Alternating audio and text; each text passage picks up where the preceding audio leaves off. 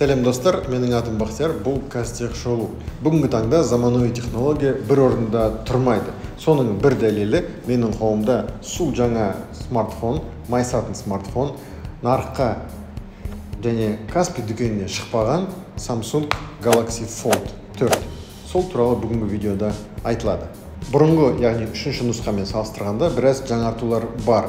Ол дизайнда, ол ішкі процессорда және оның камерасында өзгертулері бар. Samsung компаниясы осы смартфонды маған беріп тұр. Қазақ жігіттері мен қазақ қыздары көрсін деп. Көріңдер енді. Достармен бөлісуді ұмытпаңдар. Дизайнға келсек, алдыңғы дисплейі үлкенірек болып көрінеді. Неге? Өйткені мына жағындағы жақтаулары кішірек. Және ең қызығы смартфонның жан-жағын тегістіп жасаған. Оны бірінші iPhone жасады, одан кейін Oppo жасады. Енді қазір Samsung солай істей бастады. Майысатын смартфон жабылған кезде арасындағы тесігі кішкентай. Және мына шарнир, яғни ашып жапқан шарнир 500 мың рет ашып жабуға болады. Яғни ол шамамен 5 жылға шыдайды. Тағы бір жақсартқан жаңалығы ол мына арасындағы сызығы қатты білінбейді. Бір байқағаным, осындай майысатын смартфонды көбінесе Нұр-Сұлтан қаласының тұрғындары қолданады. Сурет салғанда, проект сызған кезде S Pen қаламымен қолдануға болады. Бірақ ол бөлек сатылымда. Камера жағынан да өзгертулері бар. Бұрынғы фолдтарда 12 мегапиксель болса, қазір 50 мегапиксельге өзгертілді.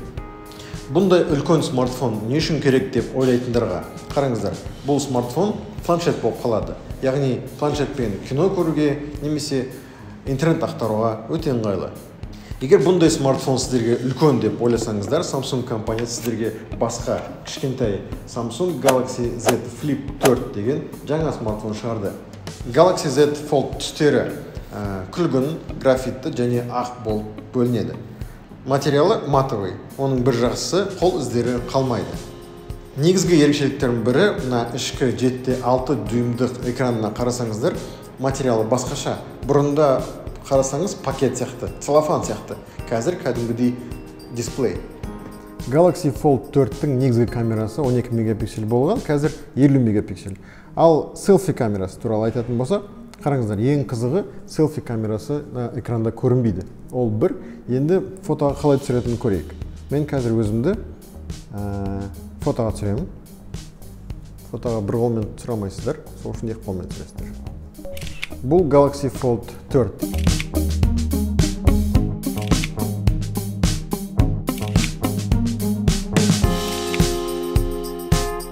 Міне Z Flip 4. Жаңа смартфон. Осылай түсіреді.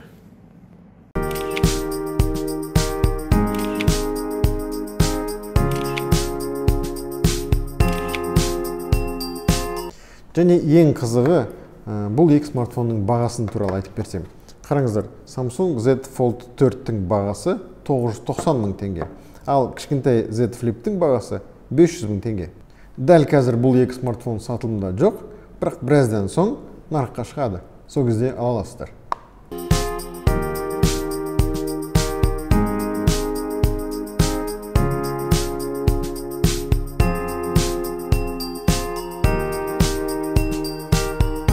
Ал процессорына келсек, процессоры бірдей. Қазіргі уақыттағы Android арасындағы ең мықты процессор.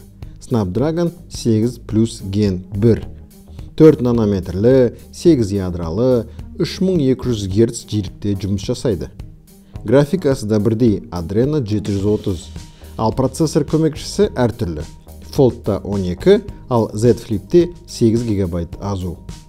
Процессоры бірдей болғандықтан барлық тесттерден бірдей көрсеткіш көрсетеді. Үлкен смартфонға үлкен аккумулятор қажет. Fold 4-те 4400 мАч. Ал Z Flip'те аккумулятор 3700 мАч. Сәл ғана айырмашылығы бар. Бірақ ескертемін, мықты процессор аккумуляторды қатты жейді. Ол жаман, ал жақсы бұларда қуаттағыш Type-C-дан Type-C-ға. Ол бұрынғыдан, яғни USB-дан жылдам қуаттайды. Екеуін де сымсыз қуаттауға болады және екеуі де басқаларды қуаттай алады. Ал енді камераға келсек, ең қызығы сол. Бұрын Fold'та негізгі камера 12 мегапиксель болса, енді жаңа Galaxy Fold 4-те 50 мегапиксель. және оптикалық зум 3x бар.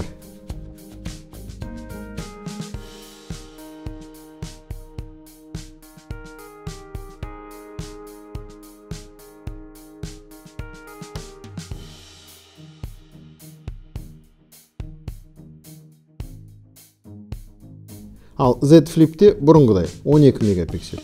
Селфи камера екеуінде де 10 мегапиксель. Ал фотоларды қараңыздар.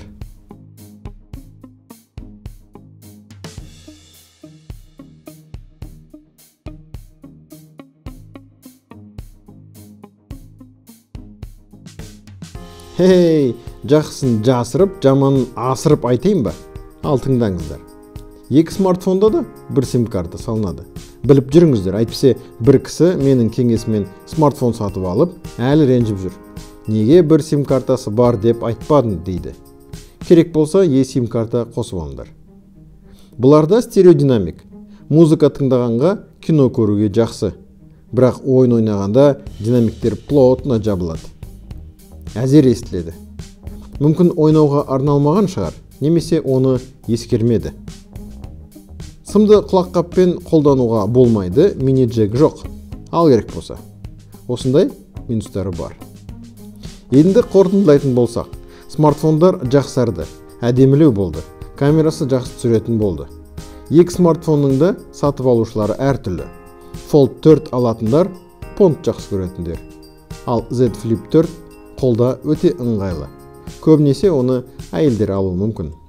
Достар, осымен видео мәресіне жетті. Егер видео ұнаса, маған ақшалай көмек көрсетіңіздер. Мен мына смартфонды сатып алғым келіп тұр. Ойнап айтам, сіздерден тек қана лайк, тек қана комментарий, тек қана достармен бөліскендерің керек. Келесі видео кездескенше сау болыңыздар.